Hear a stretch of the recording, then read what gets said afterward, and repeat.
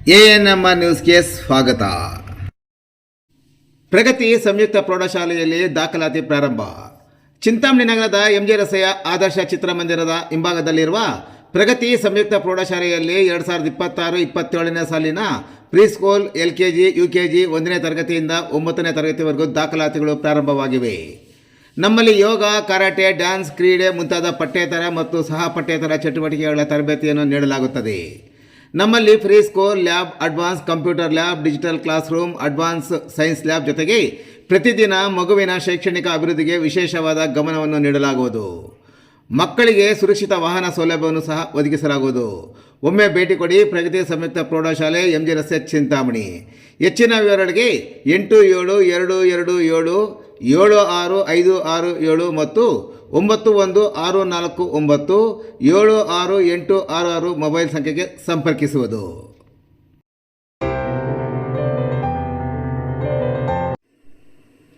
ಚೊಕ್ಕನಹಳ್ಳಿ ಹಾಲು ಡೈರಿ ಚುನಾವಣೆಯಲ್ಲಿ ಕಾಂಗ್ರೆಸ್ ಬೆಂಬಲಿತರಿಗೆ ಭರ್ಜರಿ ಗೆಲುವು.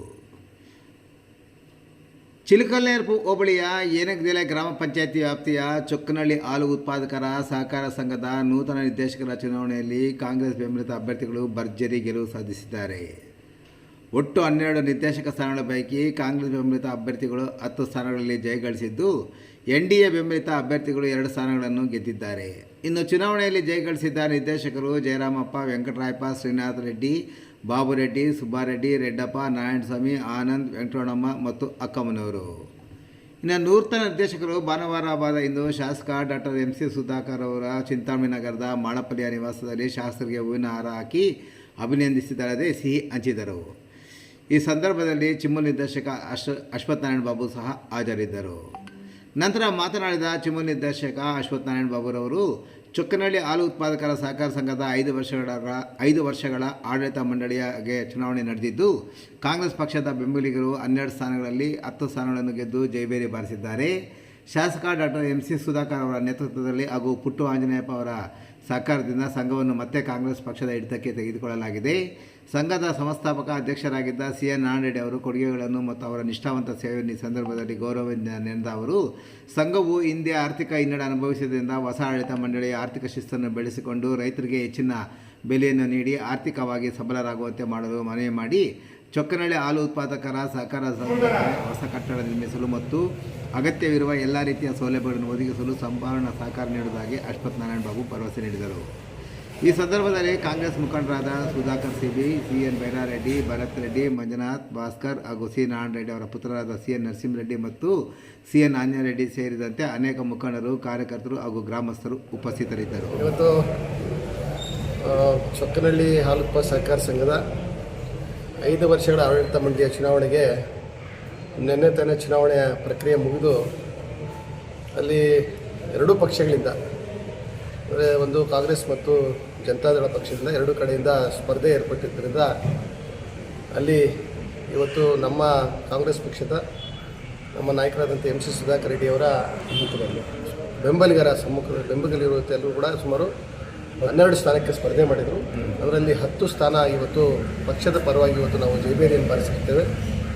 ಇವತ್ತು ನಾನು ಆ ಗ್ರಾಮದ ಹಿರಿಯರು ಮತ್ತು ಈ ನಮ್ಮ MC ಸುಧಾಕರ್ ರೆಡ್ಡಿ ಕುಟುಂಬದ ನಿಷ್ಠಾವಂತ ಮುಖಂಡರಾದಂಥ CN ನಾರಾಯಣ ರೆಡ್ಡಿ ಅವ್ರನ್ನ ಸ್ಮರಿಸಬೇಕಾಗ್ತದೆ. ಅವರು ಈ ಕುಟುಂಬಕ್ಕೆ ಭಾಳ ಆತ್ಮೀಯರು ಮತ್ತು ಪಕ್ಷ ನಿಷ್ಠೆಯಲ್ಲಿ ಮತ್ತು ಭಾಳ ಸ್ವಾಭಿಮಾನದಿಂದ ಈ ಒಂದು ಕುಟುಂಬಕ್ಕೆ ದುಡಿದಿರ್ತಕ್ಕಂಥ ಹಿರಿಯ ಚೇತನ ಅವರು ಇವತ್ತು ನಮ್ಮ ಜೊತೆಯಲ್ಲಿಲ್ಲ. ಅವ್ರಿಗೆ ಬಹುಶಃ ಇವತ್ತು ಆತ್ಮಕ್ಕೆ ಶಾಂತಿ ಸಿಕ್ಕಿರ್ತದೆ. ಅವರು ಸುಮಾರು ಸಂಸ್ಥಾಪಕರ ಅಧ್ಯಕ್ಷರಾದಾಗಿದ್ದ ಅವರು ಕೂಡ ಅಧ್ಯಕ್ಷರಾಗಿದ್ದರು. ಅವರು ಆ ಒಂದು ಸಂಘವನ್ನು ಭಾಳ ಗಟ್ಟಿಮುಟ್ಟಾಗಿ ಕಟ್ಟಿದರು. ಆದರೆ ಕಾರಣಾಂತರಗಳಿಂದ ಆ ಭಾಗದಲ್ಲಿ ಹಾಲು ಕಮ್ಮಿ ಇರೋದ್ರಿಂದ ಅಲ್ಲಿ ಏನು ಆ ಒಂದು ಹಾಲು ಉತ್ಪಾದಕ ಸಹಕಾರ ಸಂಘ ಭಾಳ ಹಿನ್ನಡೆ ಆಗಿತ್ತು. ಉತ್ಪಾದನೆಯಲ್ಲಿರ್ಬೋದು, ಬಟವಾಡೆಯಲ್ಲಿರ್ಬೋದು, ಎಲ್ಲ ಥರದಲ್ಲೂ ಕೂಡ ಹಿನ್ನಡೆ ಆಗಿತ್ತು.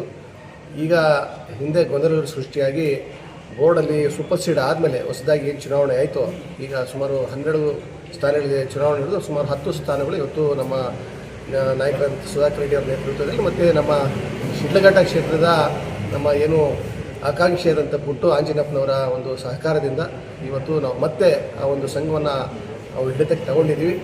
ಇವತ್ತು ನಾನೆಲ್ಲ ನಿರ್ದೇಶಕರಿಗೆ ಶುಭಾಶಯಗಳನ್ನು ಕೋರ್ತಾ ನಾನು ಅವರಿಗೊಂದು ಮನವಿಯನ್ನು ಕೂಡ ಹೇಳಿದ್ದೀನಿ. ನೀವು ಏನು ಆ ಸಂಘ ಆರ್ಥಿಕವಾಗಿ ಹಿನ್ನಡೆಯಾಗಿದೆಯೋ ಅದನ್ನು ಮತ್ತೆ ನಾವು ನಿಮ್ಮ ತೆಕ್ಕೆಗೆ ಬಂದಿದೆ.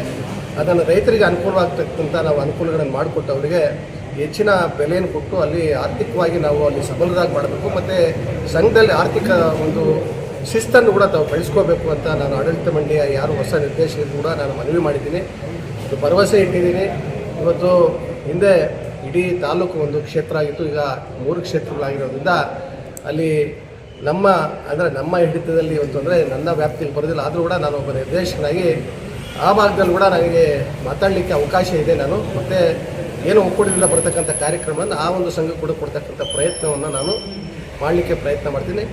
ನಮಗೆ ಬಹುಶಃ ಒಂದು ನಿರೀಕ್ಷೆ ಇತ್ತು ಆ 2 ಸ್ಥಾನ ನಾವು ಗೆಲ್ತೀವಿ ಅಂತ. ಬಹುಶಃ ನಮ್ಮ ನಂಬಿಕೆಗೆ ಹುಸಿಯಾಗಿದೆ.